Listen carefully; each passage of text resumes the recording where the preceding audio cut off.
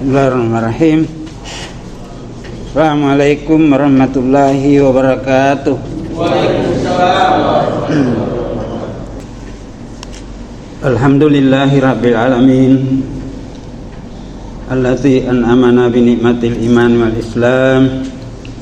Wallazi arsala rasulahu bil huda wa dinil haq liyuzhirahu 'ala dini kullihi wa kafa billahi syahida. Asyhadu an la ilaha illallah wahdahu la syarikalah wa asyhadu anna Muhammadan abduhu wa rasuluhu la nabiyya ba'dah. Amma ba'du, ibadallah, ittaqullaha haqqa tuqatih wa la tamutunna illa wa antum muslimun. Wa qala Allah ta'ala fil Qur'anil Karim, a'udzubillahi minasyaitonir rajim. Ya ayyuhalladzina amanu kunu qawwamina lillahi syuhada bil qisti wala yajrimanna syana'anu qaumun ala alla ta'dilu iddilu huwa aqrabu bit taqwa wattaqullaha innallaha khabirum bima ta'malun. Sadaqallahul azim wa sadaqa rasulullah sallallahu alaihi wasallam. Sedang jamaah Jumat yang dirahmati Allah Subhanahu wa taala, marilah kita senantiasa bersyukur kehadirat Allah Subhanahu wa taala atas segala nikmat yang dicurahkan kepada kita, teristimewa nikmat iman dan Islam. Karena dengan nikmat Islam dan iman inilah kita bisa mendapatkan seluruh nikmat Allah, baik nikmat sementara di dunia maupun nikmat yang kekal abadi nanti di akhirat, surga Allah Subhanahu wa taala. Judul khutbah kita pada kesempatan ini adalah kewajiban berbuat adil. Sebagaimana di dalam surah Al-Maidah ayat 8 tadi yang saya bacakan, Allah Subhanahu wa taala berfirman, Ya ayyuhallazina amanu kunu qawwamina lillahi syuhada bil qisti. Wahai orang-orang yang beriman, hendaklah kalian tegakkan kebenaran dan keadilan. Hendaklah kalian menjadi saksi karena Allah dengan adil. Wala yajrimannakum syana'anu qaumun ala alla ta'dilu.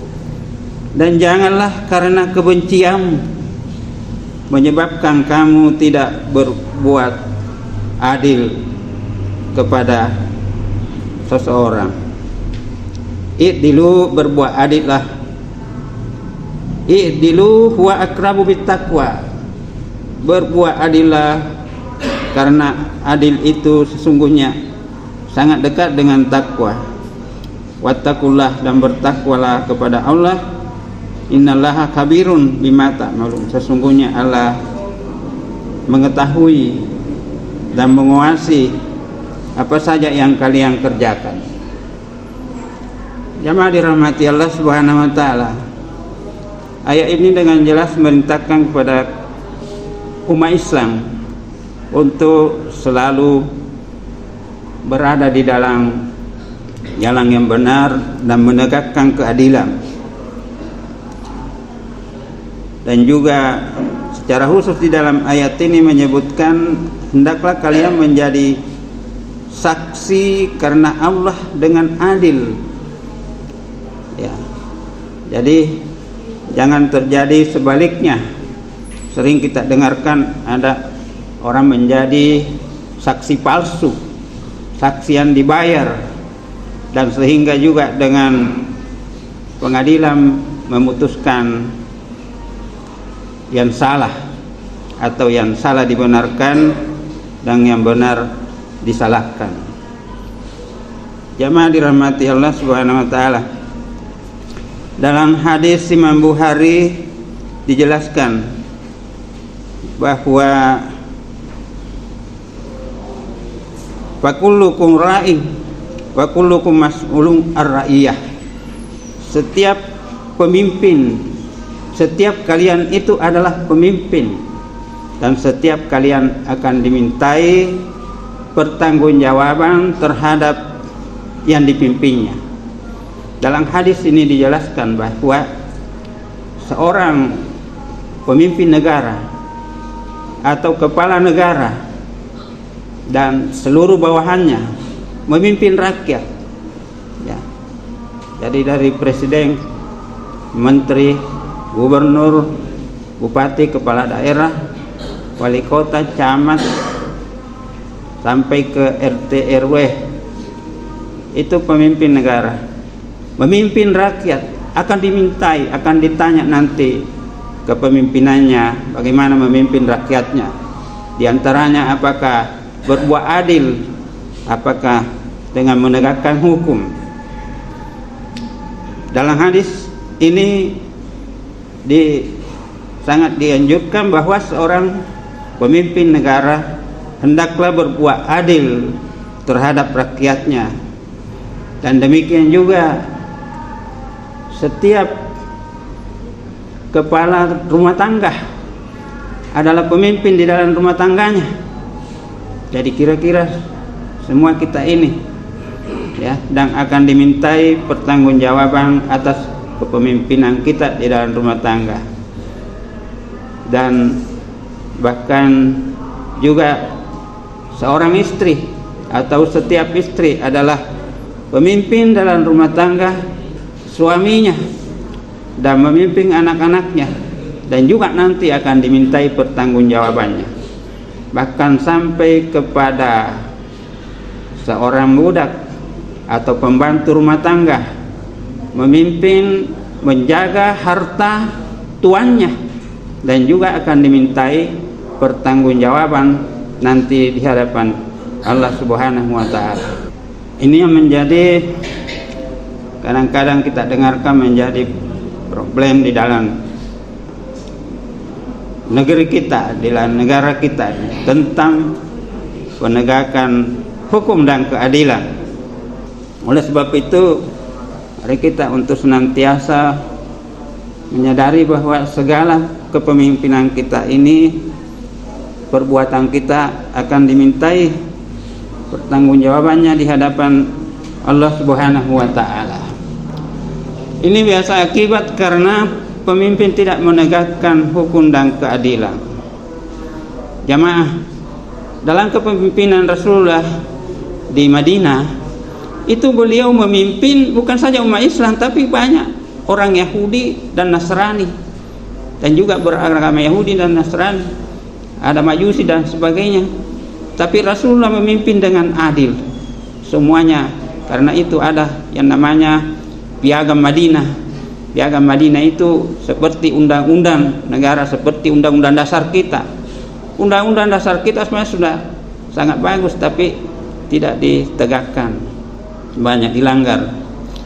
Nah, demikian juga jamaah dirahmati Allah Subhanahu wa taala, di dalam kepemimpinan para khalifah, Khulafaur Rasyidin, itu sangat menegakkan kebenaran dan keadilan.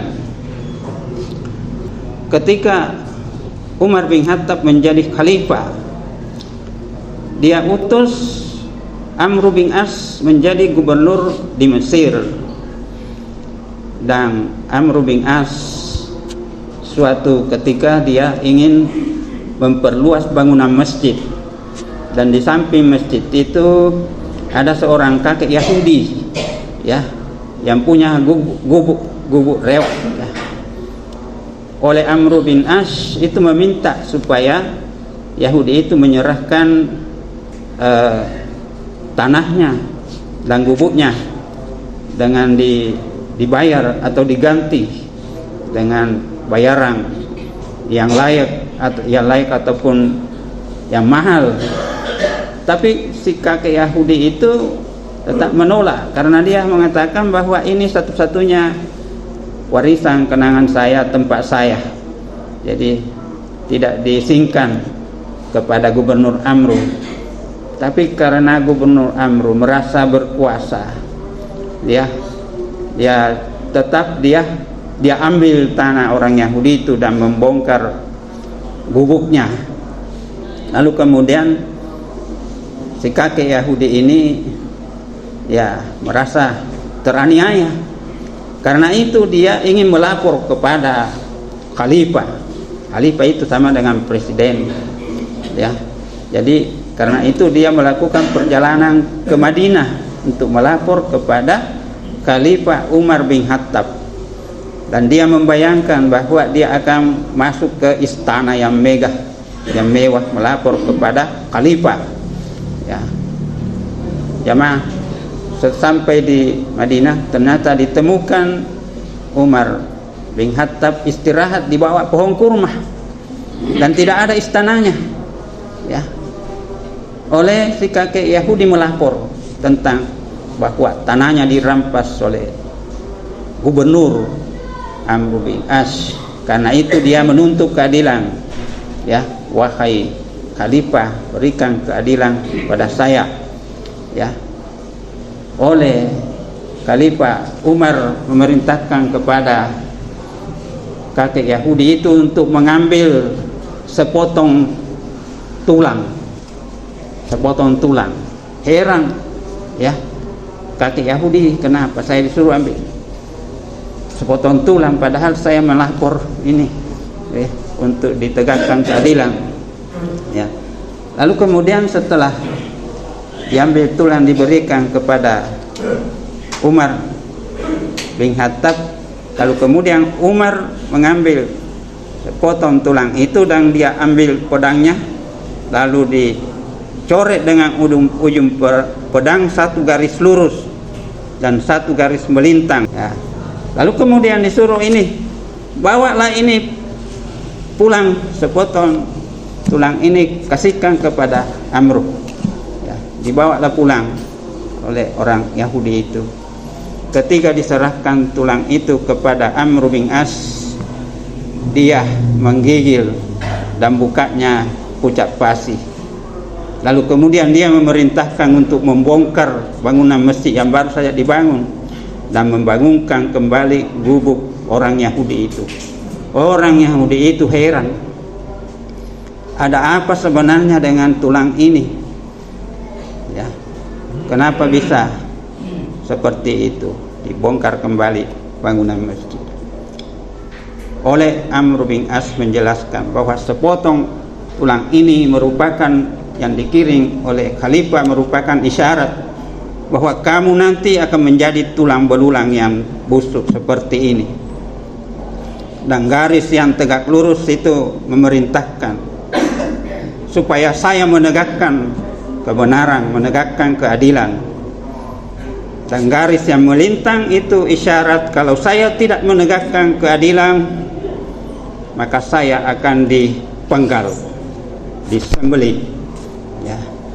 Oleh orang Yahudi itu merasa terharu, lalu kemudian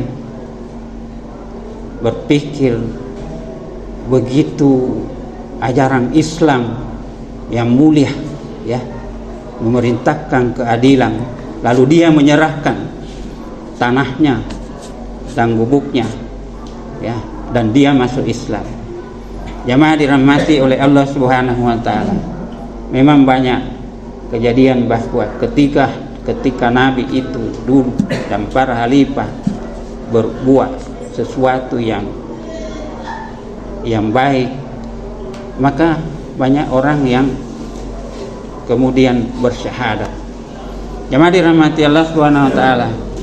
Sekali lagi ini merintahkan kepada kita untuk berbuat adil kepada siapapun, kepada keluarga kita, kepada anak-anak kita, karena kita akan dimintai kelak pertanggungjawaban. Demikian barakallahu li wa lakum fil Qur'an azim. Aqulu qouli hadza wa astaghfiruhu innahu huwal ghafurur rahim.